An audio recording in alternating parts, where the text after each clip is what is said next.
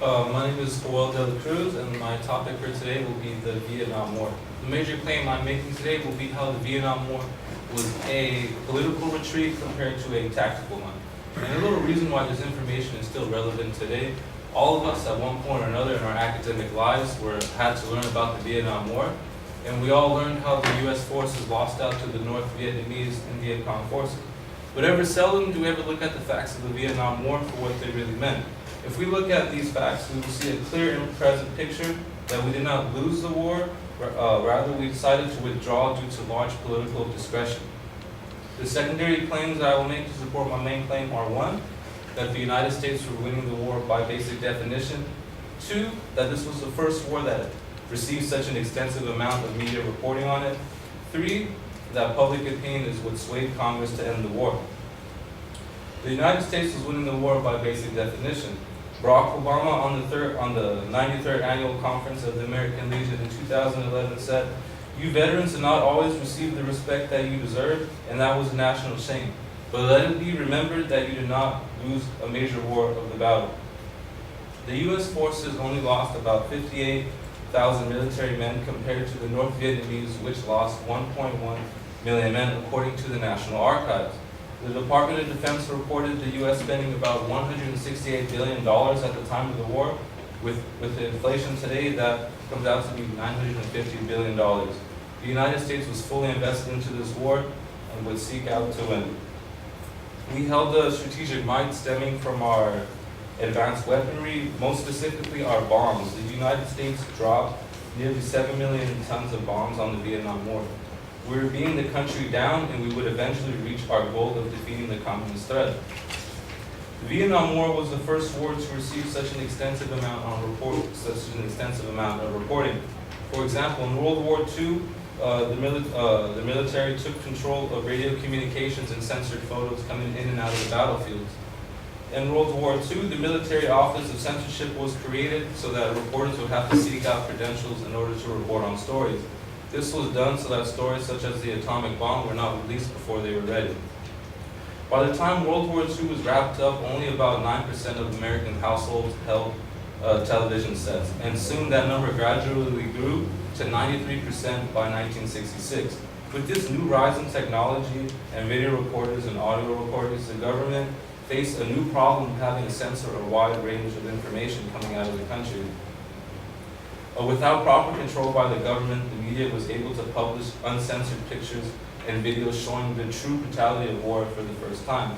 It was seen all across living rooms across America and vastly influenced the American public opinion in an unprecedented proportion. Public opinions would ultimately brought the war to an end. Robert Elgin, a longtime serving Asian expert and former reporter for the LA Times, said, "For the first time in modern history, the outcome of the war was not determined by the battlefield, but on the printed page and above all on the television screen." There were fewer than about 2 dozen American newsmen in 1964 in South Vietnam, and that number soon rose to that of 600 by 1968. As conflict in Vietnam grew, so did the American thirst for knowledge. The U.S. military was constantly reporting a flood of encouraging progress to the American public, and as the war began to drag on, and with the media reporting otherwise, support for the war began to decrease. Without proper censorship over media, failed missions, wounded troops, and death brought doubt into the homes of Americans and had a drastic snowball effect across the area.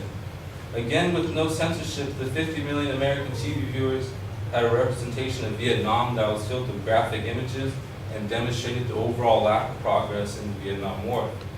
As the war became uglier on screen, the public support began to decline significantly. The Tet Offensive alone stands as the greatest example of media influencing the Vietnam War. After the U.S. had reported steady progress in the war and even predicted an eventual end to the war, the North Vietnamese launched a massive Tet Offensive, which surprise attack over hundreds of strategic points in South Vietnam. The North suffered terrible losses, but achieved an even greater political win, which showed how far the war was actually from the Americans' grasp. Alan Ron, a leading author on the subject, and from Vietnam.com, quoted said, while focusing on a few unfavorable combat actions such as the Battle of Hue or the Viet Cong's attack on the U.S. Embassy, the media missed the winning story and the overall bigger picture. In 1968, millions of Americans were tuning into their nightly newscasters religiously, so much so that Walter Cronkite, author for CBS, was deemed the most trusted man in the world.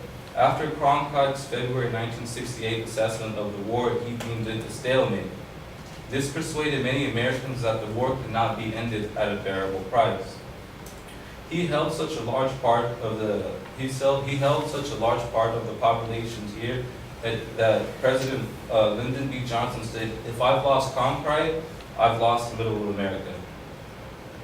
Johnson soon halted escalation in Vietnam and ultimately started the long, painful American withdrawal from the American region.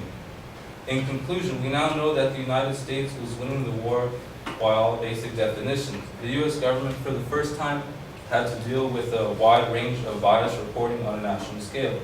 Journalists had never before held such a wide range of freedom to report. As public opinion of the war fell out of favor, Congress was forced to cut ties and pull out of the country. We were punishing the country into submission, and we yanked back on the basis of morality and biased reporting. As to conclude, I'll finish with a quote from Samuel Jackson in Calm Skull Island: "We did not lose the war, we abandoned it."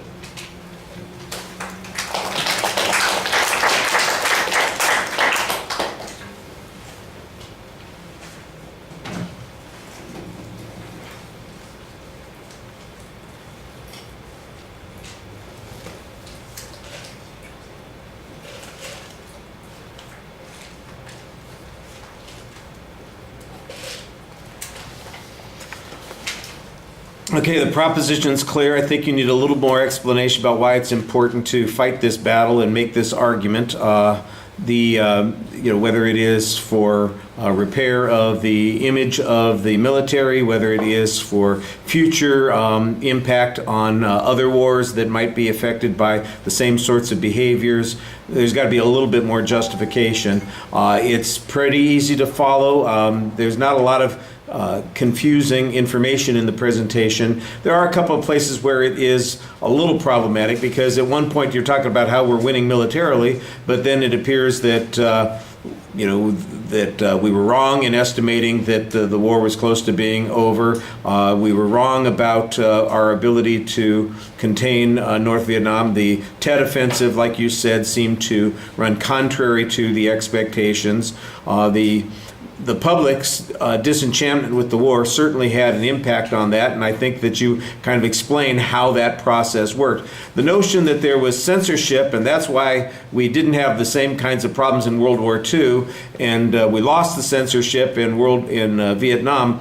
I appreciate the effort there. I'm not exactly sure that the notion that we lost the war because we let people see what was going on is, we lost the political battle for the war, is in much doubt. There's a lot of people who would agree with that assessment. We don't really get much discussion of what the political ramifications were, except for the one LBJ quote, which talks about how he's going to have lost support. And we don't get the political poll numbers. We don't get how Congress voted on these particular issues. We don't get what the resolution was. There was a treaty signed that was supposed to resolve those issues. There's no discussion of that, so I think it's a little bit incomplete.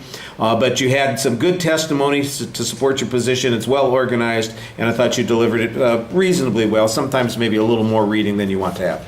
Okay, thank you.